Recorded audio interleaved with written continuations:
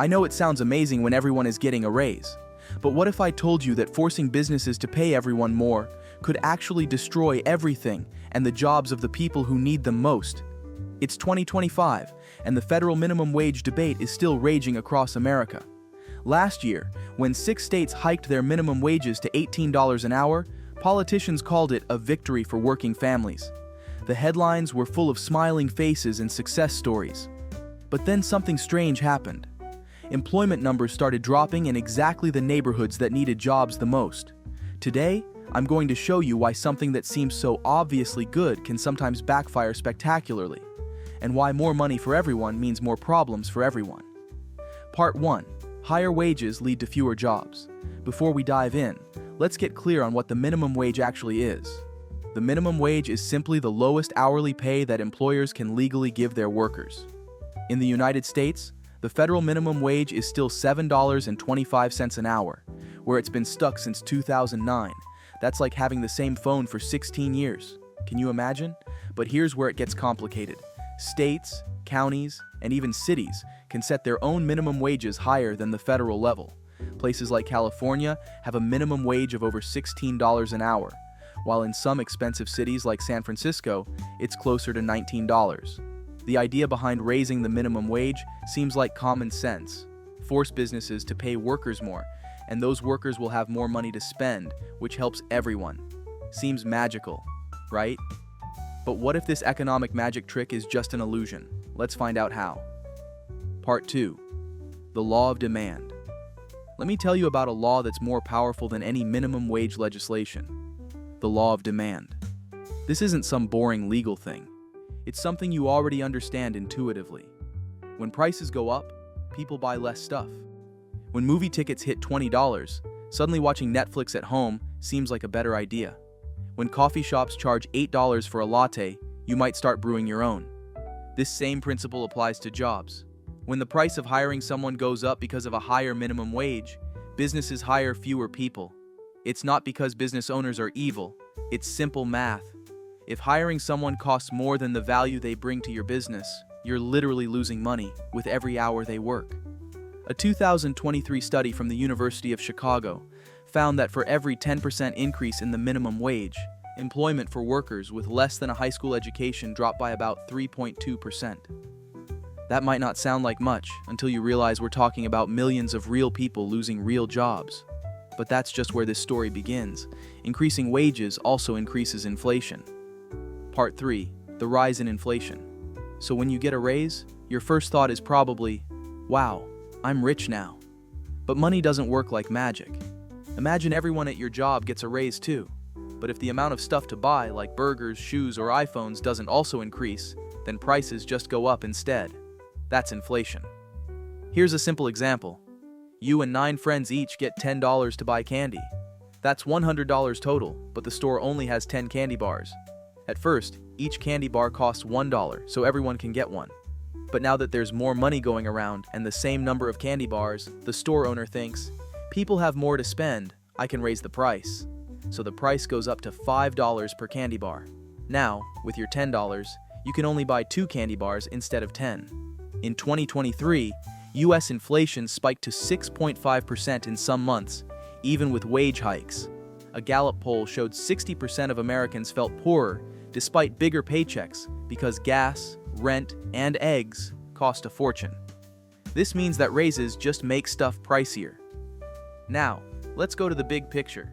If every company hands out raises, it's not just your office, it's the whole economy playing a high-stakes game of Jenga. More money chasing the same goods means prices go nuts. In 2023, Venezuela tried this. They hiked wages to help workers, but inflation hit 200%. Ironically, a burger costs a suitcase of cash. Yes, that's weird. Even in the US, the Federal Reserve got twitchy in 2024 when wages grew faster than productivity. They cranked up interest rates to chill things out, which made loans for homes, cars, and businesses pricier. It resulted in fewer jobs, slower growth, and a lot of cranky people. Here's the gut punch. Raises don't always mean real wealth. If your raise is 5% but inflation's 6%, you're poorer. A 2025 Economic Policy Institute study showed real wages, your actual buying power, barely moved for most Americans, despite all the raise hype. Moving on to the next. Part 4. The poor get hurt. Here's the part that minimum wage advocates don't like to talk about. Raising the minimum wage hurts the exact people it's supposed to help. When McDonald's has to pay $15 an hour instead of $7.25, they don't just shrug and cut their profits in half. They make changes. They install self-service kiosks. They reduce hours. They become pickier about who they hire. And who gets shut out first? It's not the college grad with perfect English and a spotless resume. It's the teenager from a tough neighborhood trying to get their first job. The immigrants still learning English are doomed. The person with a disability is hopeless for a job. In February 2024, Seattle's $18.50 minimum wage should have been helping everyone. But youth unemployment in the city's poorest neighborhoods hit 42%, while in wealthy areas, it stayed below 15%. When wages go up by law, jobs become more competitive. Suddenly, that fast food job that used to be an entry-level position is attracting college students and retirees looking for extra cash. Think about it this way. If I force all car dealers to sell cars for at least $30,000, who gets priced out of the market? It's not the rich, it's the poor, who can no longer afford transportation. But that's not even the craziest part of this story. Part 5. The first step of career disappears. Now imagine that you want to climb a ladder, but someone has removed the bottom rung. That's what happens to career development when minimum wage jobs disappear. Let me introduce you to Marcus. He's 17, lives in Detroit, and wants to work in technology someday. But in 2023, when Michigan raised its minimum wage to $15, the local electronics store where he was going to work after school decided they couldn't afford to hire him as a trainee anymore. Marcus told researchers, "The owner told me he'd love to teach me the business, but at $15 an hour plus benefits. He needed someone who already knew everything. So he hired a 28-year-old with 5 years of experience instead." What Marcus lost wasn't just money, it was the chance to learn basic job skills. How to show up on time, how to deal with customers, how to be accountable to a boss. All those soft skills that you can only learn by working. A massive study from the Federal Reserve in 2024 found that teenagers who couldn't find minimum wage jobs were 22% less likely to be employed 5 years later compared to teens who did get early work experience. That first job isn't just about the paycheck, it's about learning how to work. When we remove the bottom rung of the career ladder, we're not helping people climb, we're making it impossible for them to even start. Part 6. Some businesses already give a raise. Here's something that might shock you. 96% of American workers already earn more than the minimum wage. But how is this possible? The answer reveals something amazing about how markets actually work. Businesses don't pay people the minimum they can, they pay people based on the value they bring. A 2025 survey of small business owners found that 78% said they regularly give raises to good employees without being forced to, because they're terrified of losing them to competitors. Think about it. Training new employees is expensive and time-consuming. A restaurant might spend $5,000 training a new cook only to have them leave for another restaurant offering $3 more per hour. That's why smart businesses voluntarily increase wages to keep their best people. The market naturally rewards valuable skills and experience with higher pay. That's why your local Starbucks barista who's been there for 3 years makes more than the new hire, not because the government forced them to pay more, but because experienced employees are worth more. However, when minimum wages spike too quickly, something else happens that nobody talks about. Businesses find ways to replace humans altogether. Here's how. Part 7. The robots replace humans. In January 2025, after California's minimum wage hit $17 an hour, McDonald's announced they were rolling out fully automated cooking systems in 60% of their California locations. That's not science fiction, that's happening right now. Let's get real. We are in 2025, where AI and automation are replacing humans faster than ever. Walk into a Walmart, and you'll see self-checkout lanes replacing cashiers. Go to an Amazon Go store, and there are no cashiers at all. Visit a modern fast food restaurant, and you'll order from a touchscreen, not a person.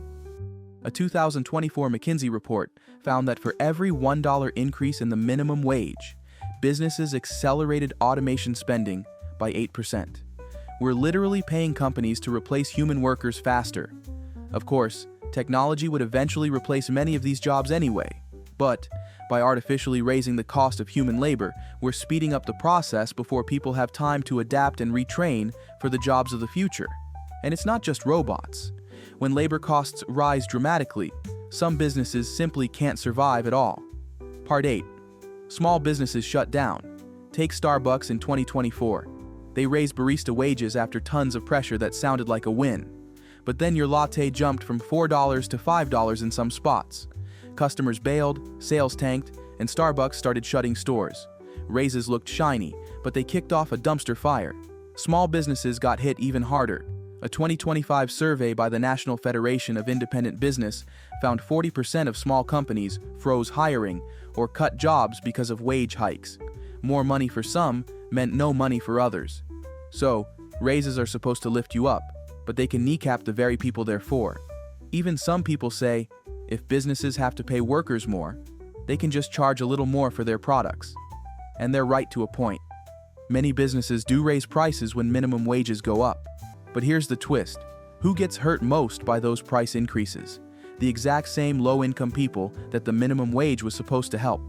When the price of groceries, fast food, and retail goods all increased by 10 to 15%, which is what happened in Seattle after their minimum wage hikes, who feels that pain the most? It's not the wealthy lawyer earning $300,000 a year.